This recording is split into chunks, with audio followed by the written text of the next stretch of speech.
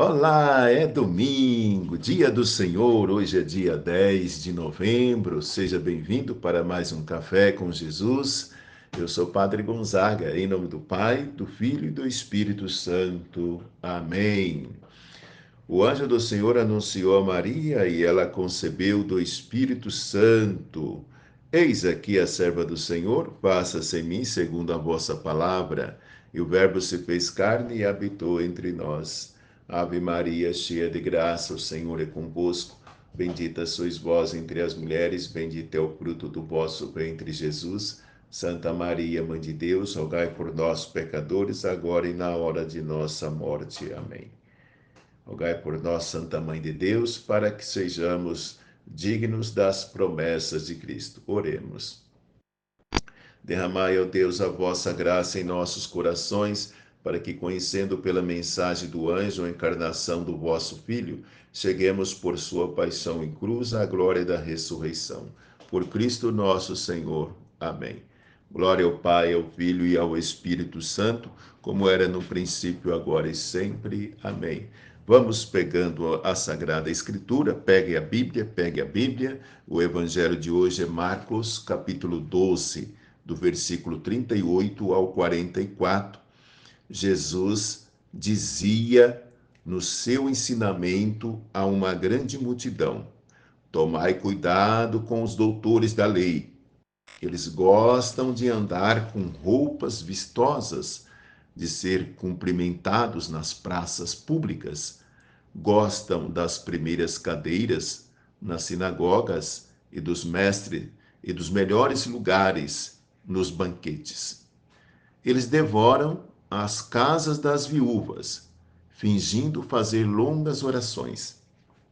Por isso, eles receberão a pior condenação.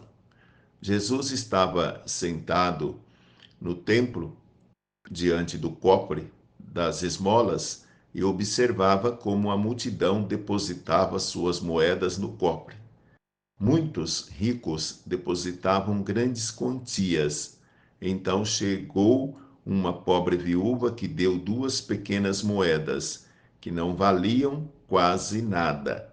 Jesus chamou os discípulos e disse: em verdade vos digo, esta pobre viúva deu mais do que todos os outros que ofereceram esmolas. Todos deram do que tinham de sobra, enquanto ela, na sua pobreza, ofereceu tudo aquilo que possuía para viver. Palavra da salvação.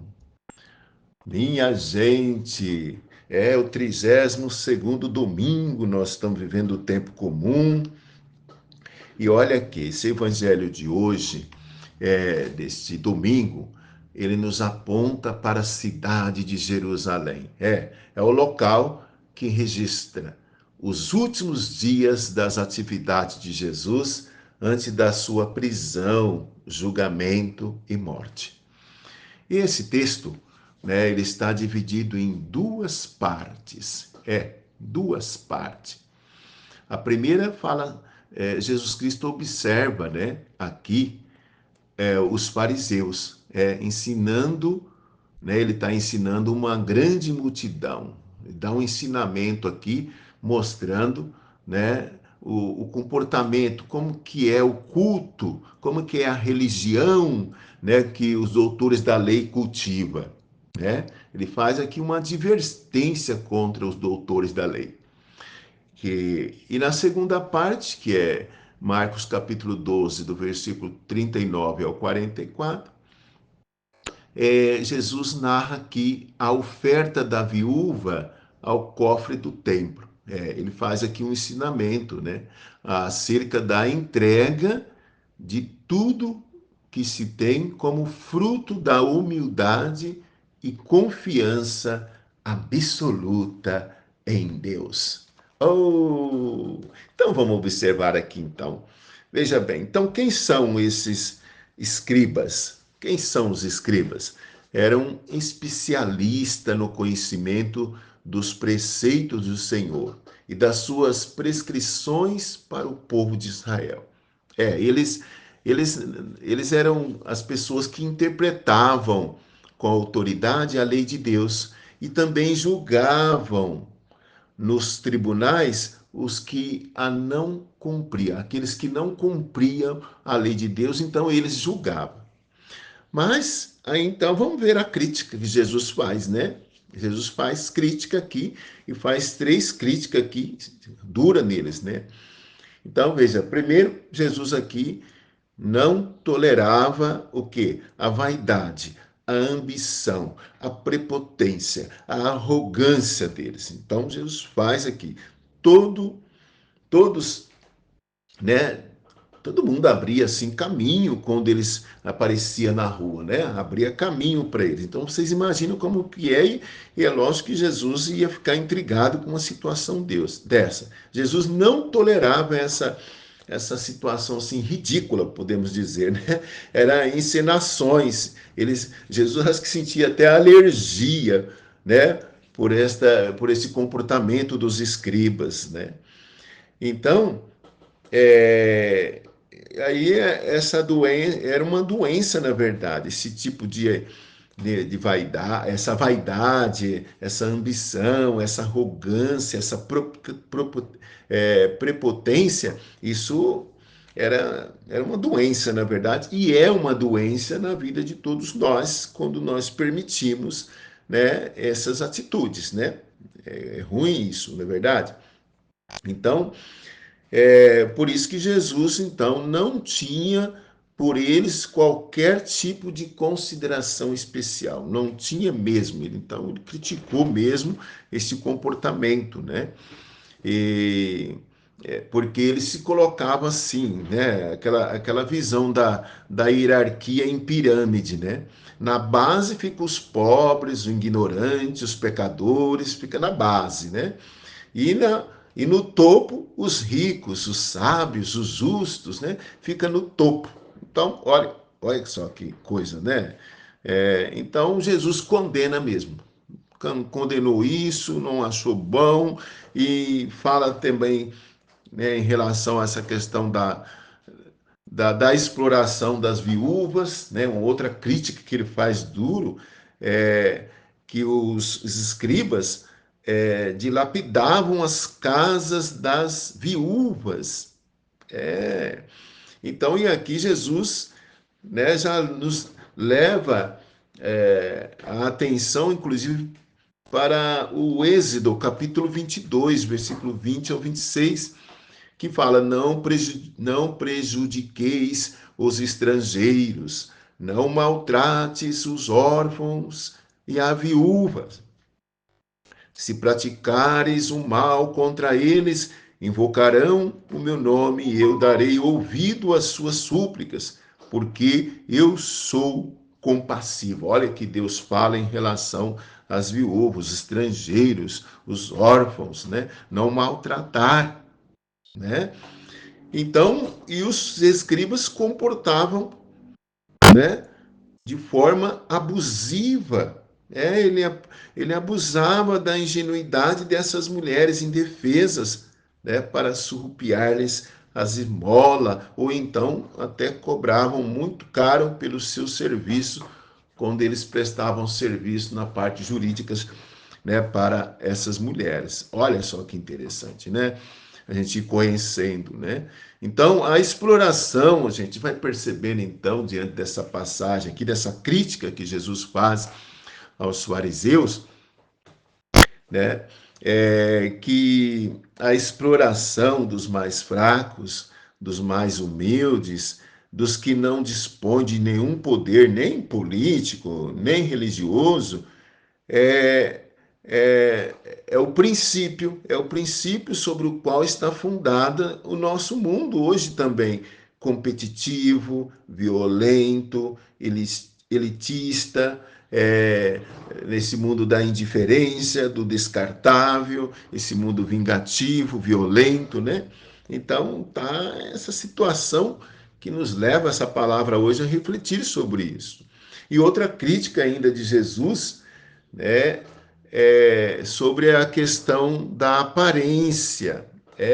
Os escribas dão aparência de rezar longas orações. Dão aparência. Então, Jesus via isso uma hipocrisia, né? Ou seja, uma religiosidade hipócrita, uma religião hipócrita que eles praticavam, né? Dava essa aparência assim, de longas orações, né? Mas no fim, eles, né? Eles usavam de exploração, né? Vamos falar assim, de sacanagem para com os mais fracos, com os mais pobres. É muito triste, né? Além de serem exploradores descarados, os escribas são, além dos mais comediantes, né? Vamos falar assim, fazia comédia, né? Exibem-se em práticas religiosas impecáveis. Então, é mais exibicionismo do que outra coisa, né? E aí depois nós vemos que a segunda parte do Evangelho, Jesus traz aqui outro ensinamento importante para nós, contrapondo a esse tipo de uma religião hipócrita, né? Contrapondo a falsidade, contrapondo a vaidade, a ambição, a ganância, contrapondo a arrogância e a prepotência. Ele conta aqui, então, ele estava no templo, né? Ele mostra aqui o que é a verdadeira religião, vamos falar assim, né? O que é uma religiosidade autêntica, verdadeira. Ele conta, ele mostra aqui uma pobre viúva que liberta seu coração dos bens deste mundo e doa tudo o que tem. Olha só, ele está ali observando, né? Como nós vemos no Evangelho aí, né? Jesus estava sentado no templo, diante do cofre das esmolas, e observava como a multidão depositava sua moeda no cofre. Então, muitas pessoas depositavam grandes quantias, mas era daquilo que sobrava. E aí ele observa que aparece uma pobre viúva que deu duas pequenas moedas que não valia quase nada, e era tudo que ela tinha. Era tudo que ela tinha. Olha só que interessante, né? Então Jesus traz aqui uma lição para nós. A primeira é da humildade. É da humildade. A viúva então mereceu aqui esse elogio de Jesus porque cumpriu os seus gestos sem despertar a atenção de ninguém, sem querer se aparecer. Humildade. E depois, a segunda lição que Jesus nos traz aqui qual é a segunda lição que ele nos traz? Olha, ele quer mostrar para nós o seguinte: a condição indispensável para se tornar discípulo dele, se tornar seguidor dele, é renunciar a tudo. É a questão da renúncia. Porque cristão é só aquele que, seja rico ou pobre, coloca à disposição dos irmãos tudo o que possui. Esse é o cristão verdadeiro. Essa é a religião verdadeira. A religião verdadeira. O cristão verdadeiro mesmo, seja ele rico ou seja pobre, ele coloca à disposição dos irmãos, do próximo, tudo o que possui. Então aqui está a segunda lição. E a terceira lição que Jesus nos traz é a viúva que ofereceu tudo, né? Qual que é a imagem dessa viúva? Essa viúva que ofereceu tudo é uma imagem de Deus e é uma imagem de Jesus Cristo. É uma imagem de Deus, é uma imagem de Jesus Cristo. Aqui está a terceira lição.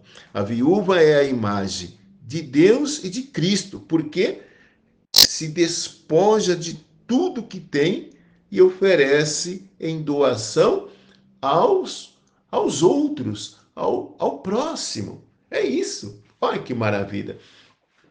Que lição boa essa. Porque nós olhamos, porque Deus fez assim, né? Deus se ofereceu.